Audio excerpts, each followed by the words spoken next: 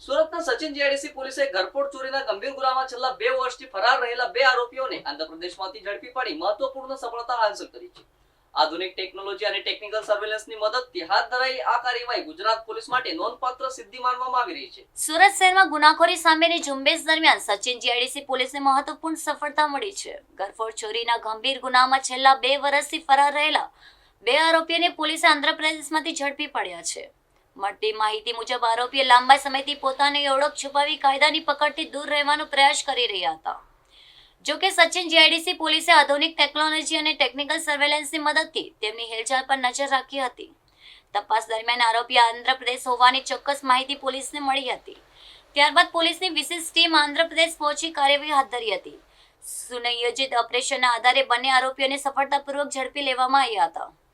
આરોપીઓ સામે ઘરફોડ ચોરી સહિતના ગંભીર ગુનાઓ નોંધાયેલા હોવાનું જાણવા મળ્યું છે. લાંબા સમયથી ફરાર હોવાના કારણે પોલીસે તેમની સતત શોધખોળ કરી હતી. ધરપકડ બાદ બંને આરોપીઓને સુરત લાવી કાયદેસરની કાર્યવાહી હાથ ધરવામાં આવી છે. પોલીસે હવે તેમની વધુ પૂછપરછ કરી અન્ય ગુનામાં સંડોવણી છે કે નહીં તે અંગે પણ તપાસ શરૂ કરી છે. આ સમગ્ર કામગીરીમાં ટેકનોલોજીનો અસરકારક ઉપયોગ કરવામાં આવતા આરોપીઓ સુધી પહોંચવું શક્ય બન્યું હોવાનું પોલીસ દ્વારા જણાવવામાં આવ્યું છે.